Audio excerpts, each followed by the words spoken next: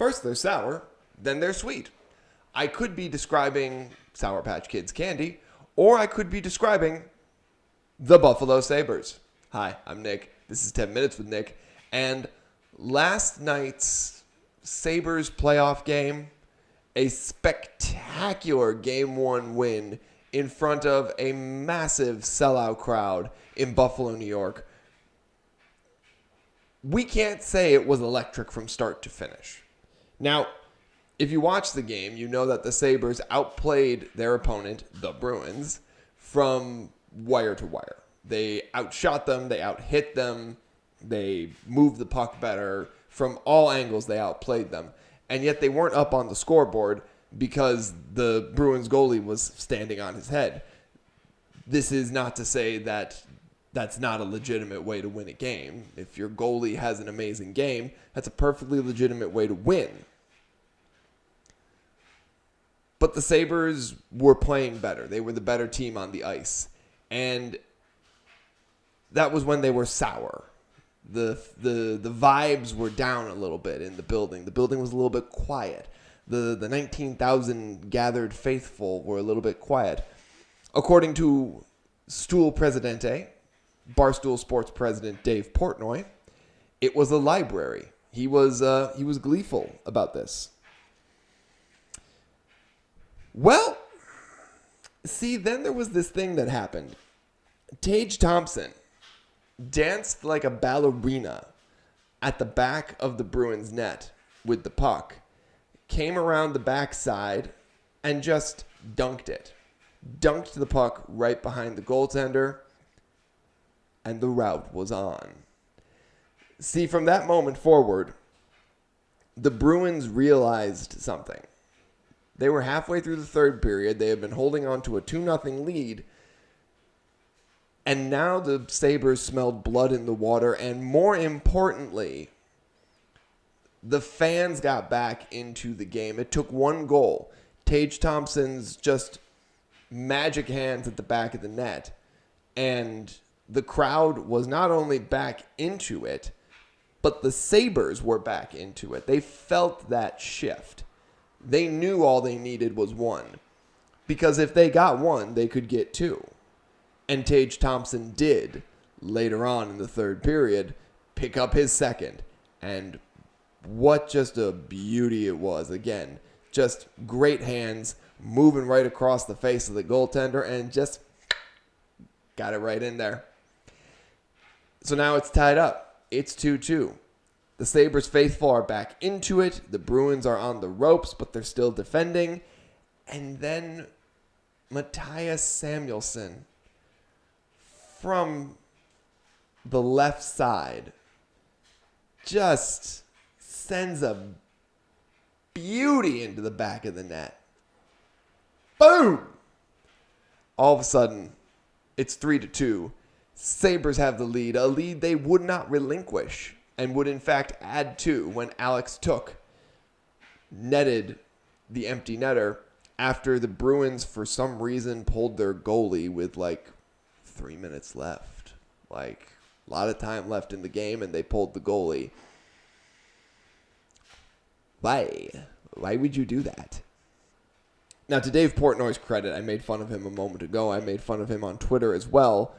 But on Wake Up Barstool today, he also credited the Sabres fan base as perhaps the most electric crowd of the weekend. There was another guy on Wake Up Barstool who was talking about how he was spending the whole day really downplaying the fact that the Sabres took Game 1, right? Now let's take a moment here to put Game 1 into its proper context. It's Game 1 of the first series of the Stanley Cup playoffs. You need 16 wins to win the Stanley Cup. And this is Game 1. It's win 1, it's Game 1. You have to win 3 more games in this series to get to the next series. And it only gets harder from there. You have a lot of hockey left to play. But the Bruins learned something in Game 1. No lead is safe against these Sabres. And that's important. That's really important to establish early on. The Sabres, technically speaking, they could have just, if they had lost, dust off, figure out how to win the next one. But winning the first game of the series is always just a tone setter, right? It tells the other team, it tells the fans, it tells everyone what they can expect. And what they can expect is that if their goaltender doesn't stand on his head, they're going to get massacred. That's what was apparent on the ice yesterday. Not that the Bruins were dominating according to their coach. They weren't bigger, better, faster, stronger. And by the way, let's just pinch that for a second. The head coach of the Bruins really going, we're really excited for this matchup. We're bigger, faster, stronger, better. What is he describing? The $6 million man? We'll bring him back. We can build him. We have the technology. We'll make him bigger, faster, better, stronger. What? Anyways. Let's pinch on that, though, for a second. The Sabres in one game told the Bruins that, no, you're not bigger than us. You're not better than us. You're not faster than us. We'll spot you 2 goals, and then we'll still beat you. The Sabres ended up winning 4-3 after the Bruins got one back with like 7 seconds left to go. Oh, well. But as I was saying, on Wake Up Barstool, there was a guy who was trying to downplay, and like I said, I just sort of contextualized the win as like okay, it's game 1, win 1, but he tried to downplay the Sabres crowd, the Sabres as a franchise. He really wanted to say, like, these guys, he's a Boston fan, and he was just upset. Even, like, Dave Portnoy had to step in. Big Boston fan that Dave Portnoy is, and say, no, the most electric crowd this weekend was Buffalo. The people of Buffalo, when their teams are humming, are second to none. And that's just true, right? The question that was coming around this weekend heavily on social media was, is Buffalo a football town or a hockey town? When I was growing up, the phrase was Buffalo is, there were 2 phrases. The first phrase was Buffalo is a hockey town with a football problem. And I think that still holds true in a lot of ways. The other one was that Buffalo is a drinking town with a sports problem. Go with what you will.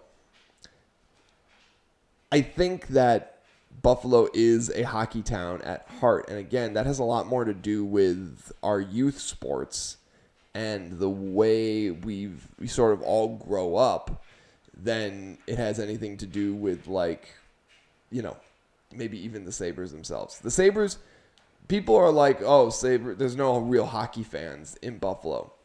People forget how bad the Sabres were for 14 years.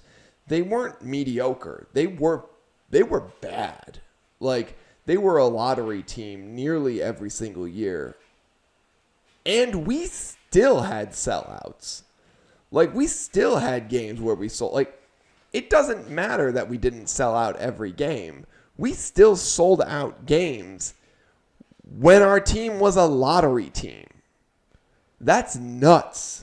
That's a fan base that is dedicated. It took until about year 14 of the playoff drought for us to even start to fall off from Sabres fandom. Year 15, we've come back with a vengeance, not as bandwagon fans, but as like, wow, the team is returning. The team we love is returning love back to us. It's great to see. We have so many more games of playoff hockey. I am so excited. The Sabres are certified as a wagon at this point. Contextualized, they've got a long way to go before the Stanley Cup. Nobody's raising the cup yet, but this was a great way to start off the trip. This is a great way to start off the run. This is what sports stories are built on. This game 1 right here. This is how it starts, and it's made with heroes like Tage Thompson, Mattias Samuelsson, and Alex Tuch. That's how this kind of stuff starts. But this is only the start.